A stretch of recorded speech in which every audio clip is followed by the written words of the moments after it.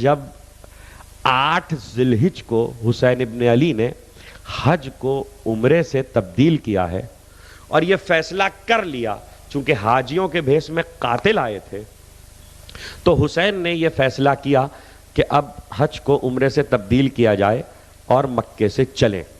جس وقت حسین رخصت ہونے لگے کعبے سے تو اس وقت عباس نے حسین کی طرف دیکھا، توجہ، عباس نے حسین کی طرف دیکھا اور اس کے بعد گردن کو خم کیا، آنکھوں میں اجازت طلب کی، حسین سے اجازت ملی، عباس بام کعبہ پہ بلند ہوئے، کعبے پر عباس بلند ہوئے، کسی کو پریشانی نہ ہو کہ عباس کعبے پہ بلند ہوئے، کعبہ سب کے لیے ہے، عباس کے لیے باپ کا زچا خانہ ہے۔ کعبے پہ بلند ہوئے اور اس کے بعد عباس نے خطبہ دیا، جسے صاحب مناقب سادات اور صاحب خطیب کعبہ نے نقل کیا ہے۔ بسم اللہ الرحمن الرحیم، الحمد للہ الذی شرف ھذا بقدوم ابیہ۔ عجیب فقرے ہیں خدا کی قسم، یہ خطبہ سنانا تھا آج آپ کو۔ الحمد للہ الذی شرف ھذا بقدوم ابیہ۔ اب یہ ابیہ کی ضمیر جو ہے، اگر یہ سمجھا سکا تو بات، آگے بھی جملے ہیں لیکن یہ پہنچ جائے۔ ساری تعریف اس پروردگار کے لیے جس نے اس کعبے کو حسین ابن علی کے باپ کے قدم سے عزت بخشی۔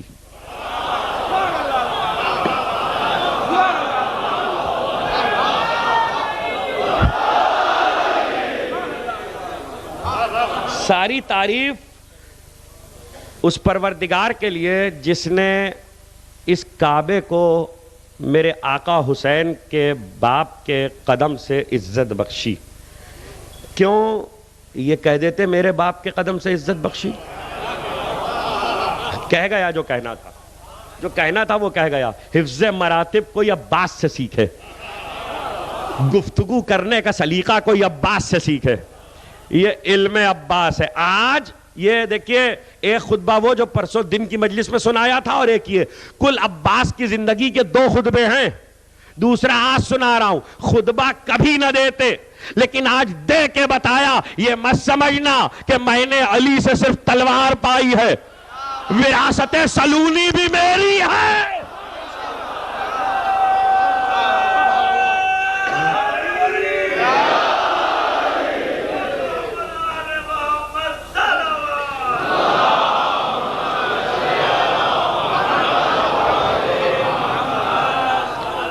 ساری تعریف، جملہ سنیے، جملہ خطبے، ساری تعریف اس پروردگار کے لیے جس نے حسین کے باپ کے قدم سے اس کعبے کو عزت بخشی۔ کہ پہلے یہ گھر تھا، علی کے آنے سے قبلہ بن گیا۔ عباس کہہ رہے ہیں پہلے یہ گھر تھا، علی کے آنے سے قبلہ بن گیا۔ ایکم الفجرہ، اے فاجر و فاسق لوگو، تم لوگ راستہ روک رہے ہو گھر کے مالک کا گھر سے؟ فکر سے تم لوگ گھر کے مالک کا راستہ روک رہے ہو گھر سے؟ یہ تو گھر کا وارث ہے، یہ گھر کا مالک ہے۔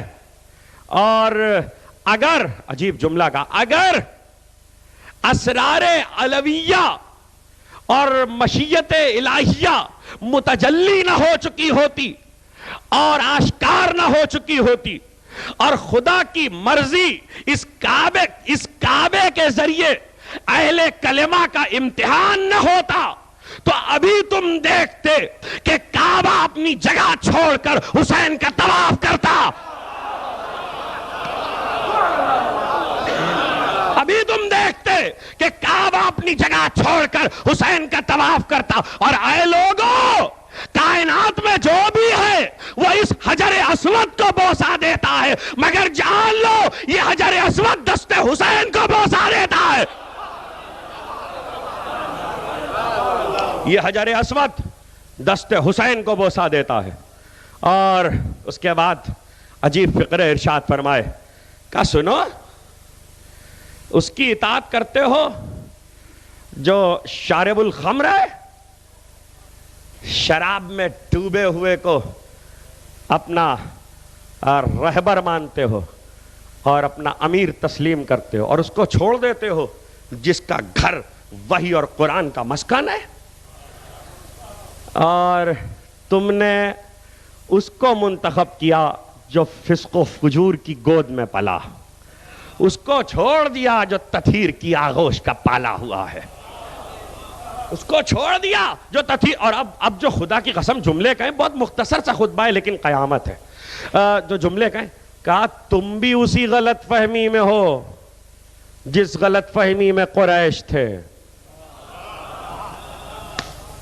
کوئی نہیں سمجھ سکتا عباس کے اس جملے کو کہ اگر خود نہ شرح کرتے کہ کیا کہہ دیا. تم بھی اسی غلط فہمی میں ہو جس غلط فہمی میں قریش تھے، اور وہ یہ سمجھتے تھے کہ رسول کا بال بیکا کر لیں گے، اور تم یہ سمجھتے ہو کہ حسین کا بال بیکا کر لو گے.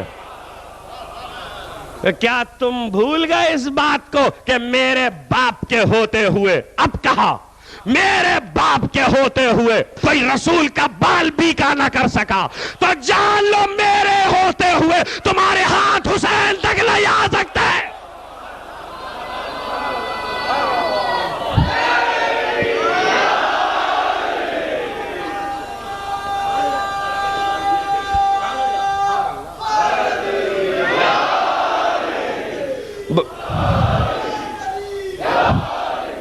بھئی شب اربعین ہے، کچھ وقت زیادہ ہو گیا، مجھے معاف کر دیجئے گا، مگر بہرحال میں اس خطبے کو کامل کروں. خداوند عالم آپ کو جزائے خیر دے. کہا کہ تم بھی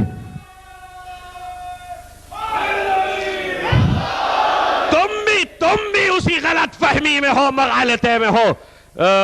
میرے باپ علی کے ہوتے کوئی رسول کا بال بیکا نہ کر سکا، اور میرے ہوتے ہوئے تمہارے ہاتھ حسین تک نہیں پہنچ سکتے. اور سنو، حسین تک عجیب جملہ کا، حسین تک پہنچنا چاہتے ہو، حسین تک پہنچنا چاہتے ہو تو راستہ میں بتا دیتا ہوں.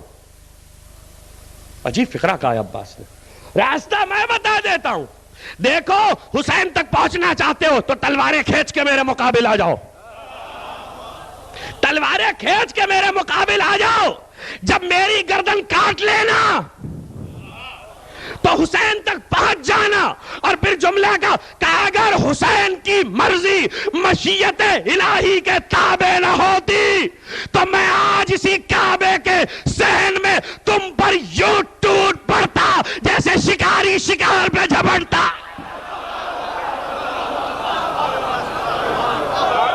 اسی کعبے کے صحن میں. اور آخری فقرہ عباس نے کہا، الحمدللہ، کیا کہنے میں چاہتا تھا کہ یہ خطبہ پہنچ جائے، اور عجیب خطبہ. آخری فقرہ عباس نے کہا خدا تمہیں تمہارے منصوبوں میں ناکام کرے، تمہاری اولادوں کو پراگندہ کرے، تم پر بھی لعنت ہو، تمہارے اجداد پہ بھی لعنت ہو، تم پہ بھی لعنت ہو، تمہارے اجداد پہ بھی لعنت ہو. دیکھا عباس کون ہے؟ جس کا خطبہ الحمدللہ سے شروع ہوتا ہے، لعنت پہ ختم ہوتا ہے.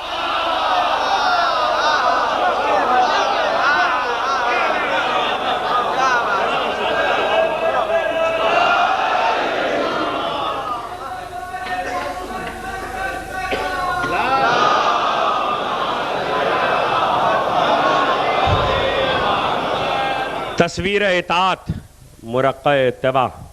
کسی کو اطاعت سیکھنا ہو عباس کی سیرت سے سیکھے، کسی کو اتباع سیکھنا ہو عباس کی سیرت سے سیکھے. آقاؤں کی حضوری میں کیسے رہا جاتا ہے؟ ایسے حضوری میں رہے، ختم ہو رہا ہے اشرا، ایسے حضوری میں رہے کہ کوئی اس طرح حضوری میں نہ رہا. حضوری کہ عباس کے سوا کون حسین کی حضوری میں یوں رہا. تو اس حضوری نے یہ صلہ دیا کہ حاضری عباس کی ہے.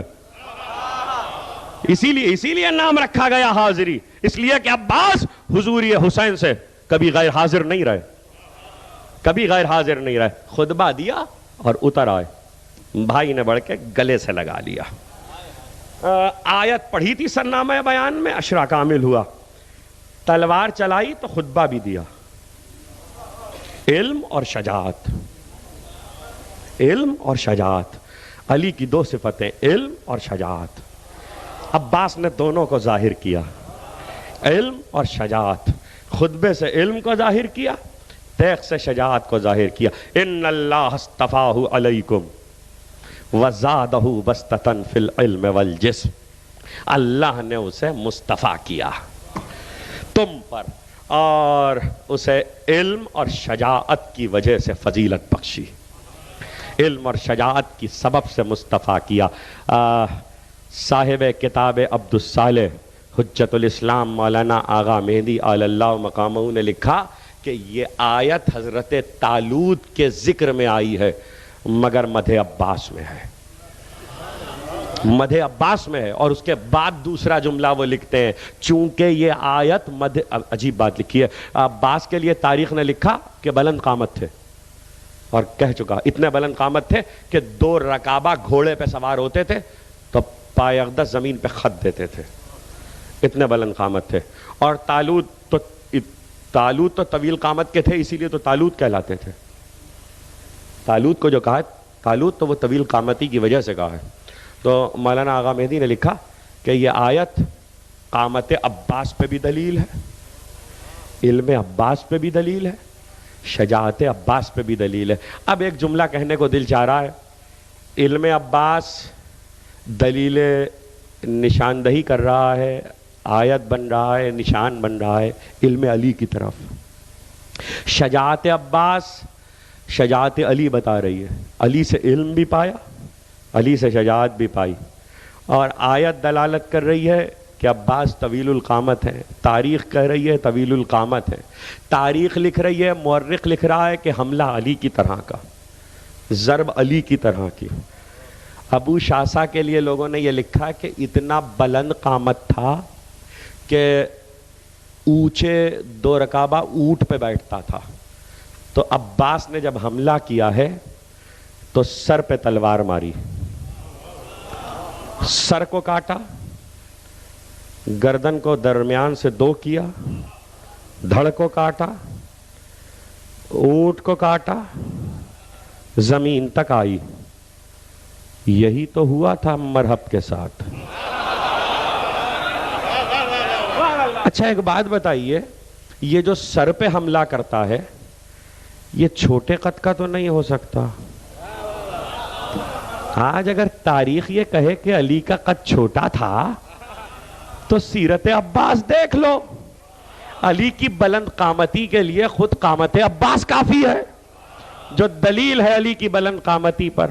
اور جو علی کے برابر نہیں آ پاتے وہ کہتے ہیں علی کا قد چھوٹا تھا. جو علی کی ہمسری کرنا چاہتے ہیں کہتے ہیں علی کا قد چھوٹا تھا. علی سمجھ میں نہیں آئے تو علی کی قامت کم دکھائی. عباس اس لیے تصویر علی ہے. کیا کہنے, ایسا خطبہ دیا, ان اللہ اصطفاہ علیکم وزادہ بسطۃ فی العلم والجسم.